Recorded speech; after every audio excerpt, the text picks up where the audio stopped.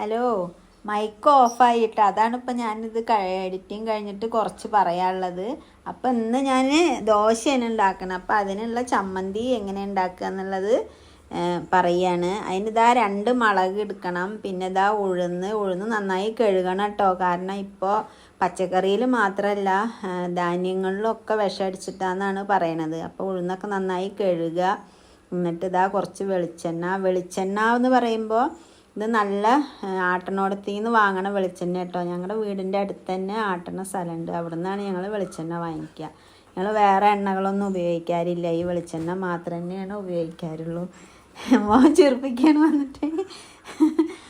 അപ്പോൾ അത് വഴറ്റി കഴിഞ്ഞ് ഇതിനൊരു തക്കാളി ആവശ്യമുണ്ട്. പിന്നെ സബോള തക്കാളി ഒക്കെ ആവശ്യമുണ്ട്. അപ്പോൾ ഉഴുന്നും മുളകും ഒന്ന് മൂത്ത് കഴിഞ്ഞിട്ടുണ്ടെങ്കിൽ സബോള ഇടണം. സബോളയും പിന്നെ ഒരു തക്കാളിയും വേണം. തക്കാളി എന്താ പറയുക, സബോള ഒന്നിങ്ങനെ വഴന്ന് കഴിഞ്ഞാൽ തക്കാളി ഇടുക. നന്നായിട്ട് വഴറ്റൊന്നും വേണ്ട. എന്നിട്ട് ഒരു തക്കാളി ഇടുന്നില്ല കേട്ടോ, ഞാൻ പകുതി ഇടണുള്ളൂ. തക്കാളി എന്ന് പറഞ്ഞാൽ നല്ല വില കമ്മിയായിരുന്നില്ലേ, നമുക്കൊക്കെ അറിയാൻ പറ്റില്ല. 20 രൂപയ്ക്കല്ലേ തക്കാളിക്ക് ഉണ്ടായിരുന്നുള്ളൂ. ഇപ്പം അതാ 50 രൂപയെ തക്കാളിക്ക് എന്ന് പറയുന്നുണ്ട്. മുന്നേക്കെ ഇവിടെ എന്താ പറയുക 5 കിലോ തക്കാളിയൊക്കെ വണ്ടിയിലൊക്കെ നന്നായിട്ട് വാങ്ങിക്കൊടുന്നിരുന്നു. ഇപ്പം 50 രൂപയാണെന്നാണ് പറയണത്. അതുകൊണ്ടല്ല കേട്ടോ ഒരു കഷ്ണം ഇടണത്.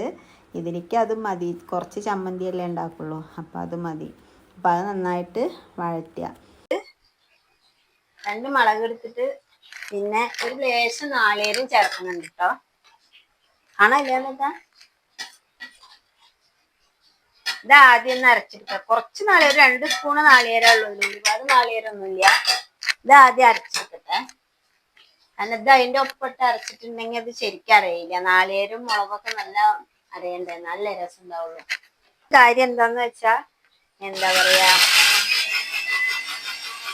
പറയുന്നത് കേട്ടില്ല.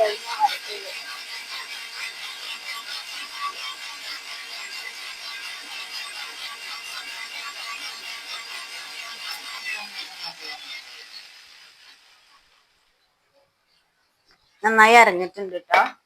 സമയം ഉണ്ടാവില്ല എന്ന് പറഞ്ഞ കാര്യം എന്താ അറിയോ, തുണികൾ അങ്ങോട്ട് ഇടുക, പുറത്തേക്ക് ഇട്ട് കഴിഞ്ഞിട്ടുണ്ടെങ്കിൽ കുറച്ച് കഴിഞ്ഞിട്ടുണ്ടെങ്കിൽ മഴ കാറ് വരും, നല്ല ചാറല് തുടങ്ങി, അപ്പൊ അത് ഇങ്ങോട്ട് ഇടുക.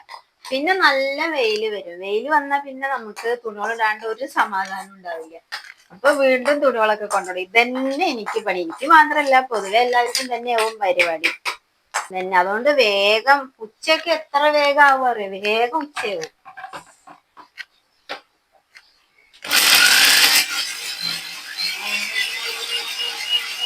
അപ്പൊ ചമ്മന്തി ശരിയായിട്ടുണ്ട്. ഇനി ഇതൊന്ന് വറുത്തിടണം കേട്ടോ. ഇതാണ്ട് ഒരുപാട് അരയാൻ പാടില്ല, അങ്ങനെ കുറേശ്ശെ അരയാനേ പാടുള്ളൂ.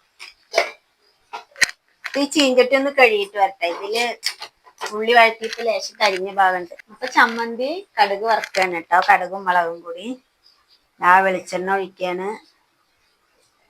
ഇത് നല്ല ആട്ടിനോട്ടിൽ വാങ്ങണ വെളിച്ചെണ്ണ കേട്ടോ. ഞങ്ങളുടെ വീടിന്റെ അടുത്ത് തന്നെ ഒരു സ്ഥലമുണ്ട്, അവിടെ ആട്ടിന വെളിച്ചെണ്ണയാണ്. ഞങ്ങള് മുന്നേക്കെ തവിടെണ്ണയൊക്കെ ഉപയോഗിച്ചിരുന്നു. പക്ഷെ തവിടെണ്ണയൊക്കെ വാങ്ങിയിട്ടുണ്ടെങ്കിൽ വീണ്ടും നമുക്ക് വെളിച്ചെണ്ണയുടെ ആവശ്യം ഉണ്ടാവില്ല, അങ്ങനെയുള്ള ചില കാര്യങ്ങൾക്കൊക്കെ.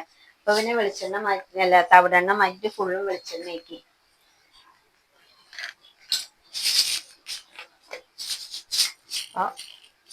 കടുക്, ചെറിയ ചീഞ്ചട്ടി എനിക്ക് ഭയങ്കര ഇഷ്ടാട്ടോ. ഞാൻ ഇങ്ങനെയുള്ള കാര്യങ്ങൾക്ക് എപ്പോഴും ഈ ചെറിയ ചീഞ്ചട്ടി പറഞ്ഞല്ലോ ആദ്യല്ലേ. കടുക് പൊട്ടട്ടെ.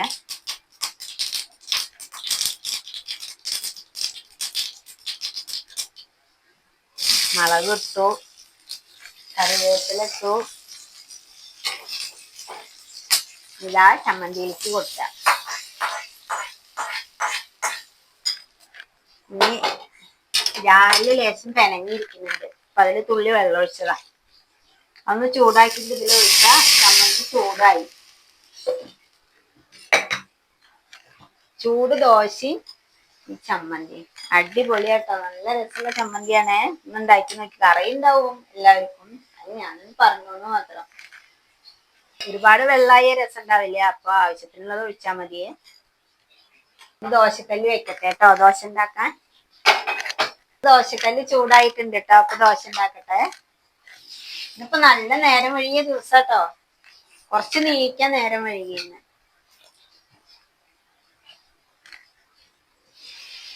2 ദിവസത്തിനുള്ള മാവ് അരച്ച് വെക്കും ഞാൻ. ഇന്നലെ അപ്പൊ അരച്ചു. വെള്ളിയാഴ്ച ശനിയാഴ്ചയാണ് മാവ് അരച്ച് വെക്കുക. അപ്പൊ മോന് സ്കൂളിലെ ദിവസത്തേക്കൊക്കെ ആയല്ലോ.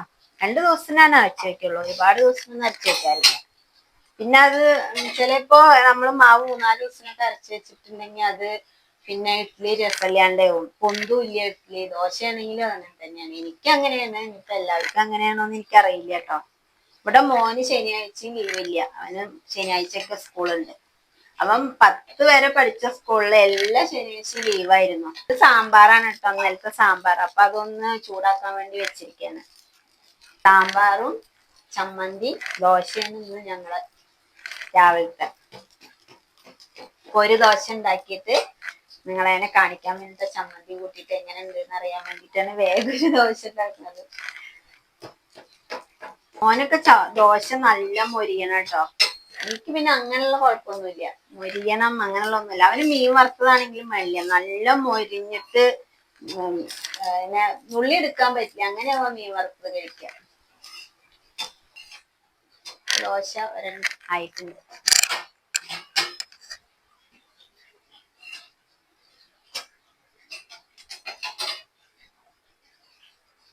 ദോശ, അടിപൊളി ചമ്മന്തി, സാമ്പാറുണ്ട്. സാമ്പാർ ഞാൻ ഇപ്പൊ എടുക്കണില്ല. ഇതാണ് ഇന്ന് ഞങ്ങളുടെ ബ്രേക്ക്ഫാസ്റ്റ്. കഴിച്ച് കാണിച്ചു തരാം കേട്ടോ.